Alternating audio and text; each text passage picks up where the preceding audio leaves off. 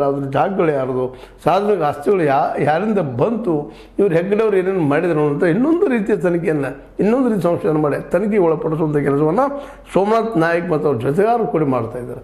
ಇದು ನಿರಂತರವಾಗಿ ನಡೀತಾನೆ ಇದ್ದ. ಈಗ ನಿಮಗೆ ಹೇಳಿದೆ ನಾನು ಹಿಂದಿನ ಸಂಚಿಕೆಗಳಲ್ಲೇ, ಲಂಕೇಶ್ ಪತ್ರಿಕೆ ಈ ದಿಶೆಯಲ್ಲಿ ಕೆಲಸ ಮಾಡಿದ್ರಿಂದಾಗ ಕೊನೆಗೆ ಅದಕ್ಕಾಗಿ ಗೌರಿ ಲಂಕೇಶ್ ತಮ್ಮ ಜೀವನ ಸಹಿತ ಕೊಡಬೇಕಾಯಿತು ಅನ್ನುವಂಥ ಮಾತುಗಳ ಸಹಿತ ಕೇಳಿ ಬರ್ತಾ ಇದ್ದ ಅವತ್ತು. ಸ್ವತಂತ್ರವಾದ ಮೀಡಿಯಾಗೆ ಬೇಕಾಗಿರುವುದು ಸ್ವತಂತ್ರ ಧ್ವನಿ. ಆ ಸ್ವತಂತ್ರ ಧ್ವನಿ ಉಳಿಸಲು ನೀವು ಮಾಡಬೇಕಾದದ್ದು ಇಷ್ಟೇ. ಅದೇನಪ್ಪಾ ಅಂತಂತಂದ್ರೆ, ನಿಮ್ಮ ಕೈಲಾದಷ್ಟು ಸಹಾಯ ಈ ಚಾನಲ್ಗೆ ಮಾಡಿ ಹಾಗೂ ನಿಮ್ಮ ಧ್ವನಿಯನ್ನು ಕಾಪಾಡಿಕೊಳ್ಳಿ. ಇದೊಂದು ಏನಪ್ಪಾ ಅಂತಂದ್ರೆ ಹೋರಾಟ. ಇದನ್ನು ಆದಷ್ಟು ಮುಚ್ಚಾಕುವಂಥ ಅನ್ಯಾಯಗಳನ್ನ ಮುಚ್ಚಾಕುವಂಥ ಕೆಲಸಗಳನ್ನ ನಮ್ಮ ರೈಟ್ ವಿಂಗ್ ಸಹೋದರರು ಮಾಡೋದು ನೋಡಿದ್ರೆ ಮನುಷ್ಯನಿಗೆ ನೋವು ಅನಿಸ್ತದೆ. ಅಲ್ಲಪ್ಪ ಅನ್ಯಾಯ ಆಗ್ಯದ, ಅದ್ರ ಜೊತೆ ಅತ್ಯಾಚಾರಗಳಾಗ್ತಾ ಇದ್ದಾವ, ಬಡವರ ಭೂಮಿ ಸಿಗ್ತಾ ಇಲ್ಲ, ಬಡವರ ಭೂಮಿ ಕಸ್ಕೊಳ್ತಾ ಇದ್ದಾರೆ, ಅಲ್ಲಿದ್ದಂಥ ಜನರ ಕೈಗೆ ಉದ್ಯೋಗ ಕೊಡಲಾರ್ದ ಅದನ್ನು ಆದಷ್ಟು ತಮ್ಮ ಆಸ್ತಿಗಳನ್ನಾಗಿ ಮಾಡ್ಕೊಳ್ತಾ ಇದ್ದಾರೆ. ಇಂಥವ್ರು ಹಿಂದೆ ಬೆಂಬಲ ನಿಲ್ತಾ ಇದ್ದಲ್ಲ ಈ ಜನ ಅನ್ನೋದು ಕೇಳಿ ನೋವು ಅನ್ನಿಸ್ತದೆ.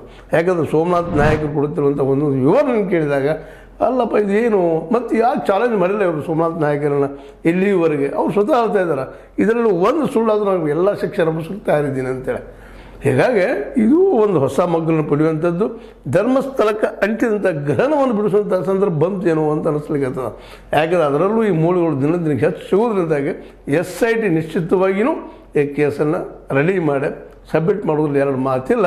ಇದೊಂದೇಳೆ ಇಲ್ಲಿ ಅನ್ಯಾಯಗಳಾಗಿದ್ದಾವ, ಯಾರೋ ಬಂದು ಏನೋ ಜೀವ ಕೊಟ್ಟಿದ್ದಾರೆ, ಇವ್ರು ಏನು ಸಂಬಂಧ ಗೊತ್ತಾಗಿಲ್ಲ, ಯಾಕೆ ಕೊಲೆ ಆದರು, ಏನು ಕೊಲೆ ಆದರು, ಇವೆಲ್ಲ ಎನ್ಕ್ವೈರಿಗೆ ಬಂತಪ್ಪ ಅಂತಂದ್ರೆ ಅದು ನೇರವಾಗಿ ಹೆಗ್ಗಡೆ ಕುಟುಂಬಗಳು ಹೋಗ್ತದೆ ಅನ್ನೋಂಥ ಮಾತನ್ನು ಇವತ್ತು ಎಲ್ಲರೂ ಮಾತಾಡ್ತಾ ಇದ್ದಾರೆ. ಹೀಗಾಗಿ ಅಂಥ ಒಂದು ಸಂದರ್ಭ ಬಂದಾಗ ಜನಗದ್ದಿರುವಂಥ ಪ್ರಸಂಗ ಬರ್ಬೋದು. ಯಾಕಂದ್ರೆ ಮಂಜುನಾಥೇಶ್ವರ ದೇವಸ್ಥಾನವನ್ನು ಇವತ್ತು ಅಣ್ಣಪ್ಪ ದೇವಾಲಯ ಇವರ ಆಸ್ತಿನೇ ಆಗ್ಯದ, ಅದು ವೈಯಕ್ತಿಕ ಆಸ್ತಿ ಆಗ್ಯದ, ಇದು ಸಾರ್ವಜನಿಕದ್ದಿಲ್ಲ ಅಂತ.